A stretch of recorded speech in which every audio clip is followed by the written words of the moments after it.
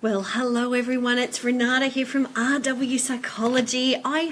Happy Wednesday. I am very excited today to be bringing you this live cast. I'm a little bit earlier than expected. I'm in the office and I'm just too excited. It's day 45 of day 90. So that means we are officially halfway. Now I'm just going to move back because those lights are bothering me a little bit. So we are halfway through today. So I am very excited for those of you who've been watching along daily. And I know there are some of you. There are some of you that have been jumping on every day. So I'm so excited that you've been there. Hello, Marie. I can see you're there. You're one of them that's been following along every day, which is fantastic. So I'm hoping that they're bringing you some really great content. You know, some days it's a little bit more serious. Some days it's just tips and tricks. So it's important, to hang in there. So that's good. Now, what are we talking about for this very important occasion, day 45? So what am I talking about today? I'm actually talking about arguments. Now, what do I mean when I'm talking about arguments?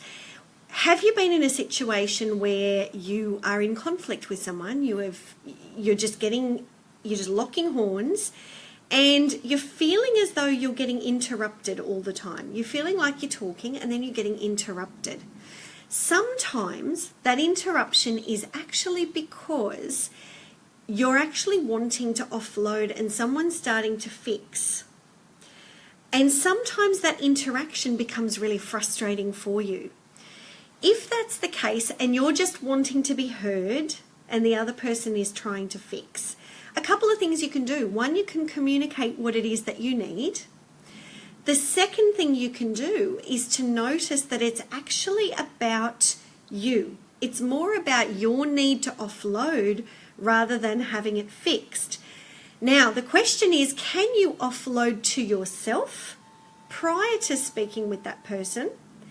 And actually mulling through your stuff on your own. That means walking around, having a chat to yourself, journaling, doing some self-reflection. You know, talking in the car is a great thing to do. Get behind the wheel and have a really good chat to yourself.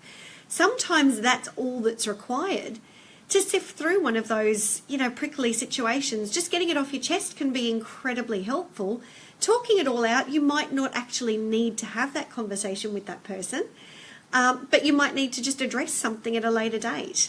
So that can sometimes help to avoid some conflict at times. But also it's really useful to try and use your self-reflection skills to be able to try to avoid conflict. The other possibility is it's important to notice that what's your stuff is yours to deal with. So if you're getting interrupted, it could very well be that you just want to be heard.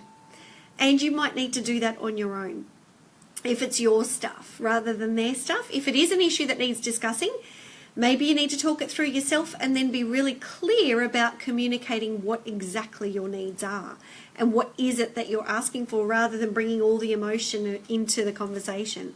So I hope that's helpful today. Big day 45. It's a big day today. So I'm hoping that's useful. I hope you have a really lovely Wednesday. And I will shout out, it's my hubby's birthday today, so I will say happy birthday if he's watching along somewhere.